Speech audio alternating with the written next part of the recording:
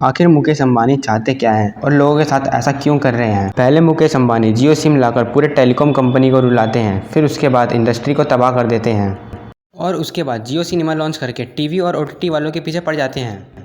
और अब ये अपना अगला कदम म्यूचुअल फंड में रखने वाले हैं। वो कैसे, आइए जानते हैं। देखो, क्योंकि रिलायंस कंपनी इनका एक बहुत बड़ा प्लेयर है। इसी एक कंपनी के अंदर बहुत सारे बिजनेस आते हैं, जैसे ऑयल का बिजनेस, रिटेल और टेलीकॉम। ये सभी कुछ रिलायंस के अंदर आता है। अब मुकेश अंबानी का प्लान ये है कि इन सारे बिजनेस को अलग अलग कर सके और इन ग्रुप में से कुछ कंपनी निकालेंगे और उनके अलग से लिस्टिंग करेंगे। अब लोगों ने यहाँ पे सोचा कि मुकेश अंबानी रिलायंस रिटेल को अलग करेंगे, कुछ लोगों ने ये सोचा कि जियो टेलीकॉम को अलग करेंगे, लेकिन अब यहाँ पे मुकेश अंबानी ने जियो फाइनेंशियल सर्विस को ही अलग कर दिया, जो कि रिलायंस कंपनी की फाइनेंशियल सर्विस का काम करती है।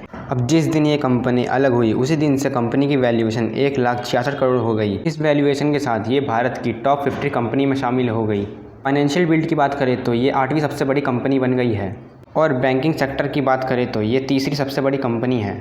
अब देखने वाली बात यह है कि ये कंपनी काम क्या करेगी भाई। क्या ये कंपनी म्यूचुअल फंड का काम करेगी या इंश्योरेंस का काम करेगी या इन सभी कामों से हटके लैंडिंग का काम करेगी।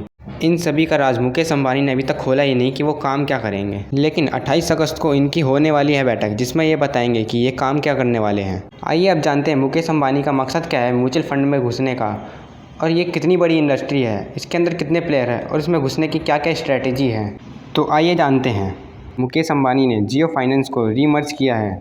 इन्होंने जिस दिन इसे रीमर्ज किया उसी दिन से ये बैंकों में तीसरे नंबर पर आती है। फर्स्ट और सेकंड पर बजाज फाइनेंसर और बजाज फाइनेंस कंपनी आती है, लेकिन जिस दिन जियो का आईपीओ होगा तो ये इन दोनों को भी पीछे छोड़कर नंबर 1 पे आ जाएगी। लेकिन जिस तरह बाजार में डेवलपमेंट हो रहा है, इससे तो यही लग रहा है कि ये 100% म्यूचुअल फंड के बिजनेस में ही एंटर करेंगे, क्योंकि जियो फाइनेंशियल सर्विस ने ब्लैक रॉक कंपनी के साथ 50-50 का एग्रीमेंट साइन किया है। ब्लैक रॉक कंपनी वर्ल्ड की एसेट मैनेजर कंपनी है। ये इस समय $8.4 ट्रिलियन संभाल रही है, जो कि इंडिया की जीडीपी के 3 गुना ज़्यादा है। इन दोनों कंपनी ने 150 मिलियन का इन्वेस्टमेंट किया है। अब सवाल ये आता है कि मुकेश अंबानी ने आखिर म्यूचुअल फंड को ही क्यों चुना। इसका जवाब बड़ा सीधा है। मुकेश अंबानी ने इसकी साइज और ग्रोथ को देखते हुए म्यूचुअल फंड में अपना कदम रखा और आज के टाइम पे म्यूचुअल फंड 44 लाख करोड़ की इंडस्ट्री बन चुकी है, और वहीं साल 2013 में ये केवल 8 लाख करोड़ का ही इंडस्ट्री था।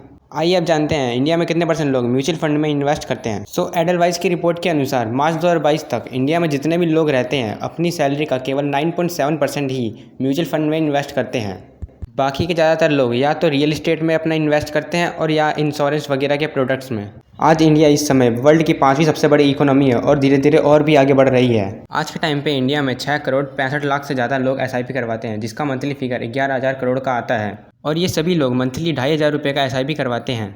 अब मुकेश अंबानी ये बात जानते थे कि धीरे धीरे SIP करवाने वाले लोग और SIP का अमाउंट दोनों ही बढ़ेगा। इसी अपॉर्चुनिटी का फ़ायदा उठाते हुए मुकेश अंबानी ने मार्केट में कदम रखा। तो अब आइए जानते हैं कि आज के टाइम पे म्यूचुअल फंड इंडस्ट्री का क्या स्टेटस है। इस समय म्यूचुअल फंड मार्केट में 44 प्लेयर्स ऑलरेडी बैठे हुए हैं। इंडिया के सारे बड़े बैंक, चाहे वो गवर्नमेंट हो या प्राइवेट, और यहाँ तक कि नए नए स्टार्टअप जैसे पेटीएम और ज़रोडा, ये लोग भी इस इंडस्ट्री में पहले से ही राज कर रहे हैं। लेकिन यहाँ 44 प्लेयर में से केवल 10% लोग ही इस इंडस्ट्री के किंग हैं, क्योंकि ऐसे मार्केट में वही प्लेयर राज कर सकता है जो पहले से ही इनोवेटिव हो और अपने अफोर्डेबल प्राइस पे प्रोडक्ट्स लाए और डिजिटली वो स्ट्रांग हो। अब मुकेश अंबानी को ये बात पता था कि ये सारी क्वालिटी हमारी कंपनी में तो है ही। एट दी एंड अब देखो भाई, इन्हीं स्ट्रेटजीज़ का यूज़ करके मुकेश अंबानी इस इंडस्ट्री के सभी लोगों को तबाह करने वाले हैं। दोस्तों, कैसी लगी आपको ये वीडियो?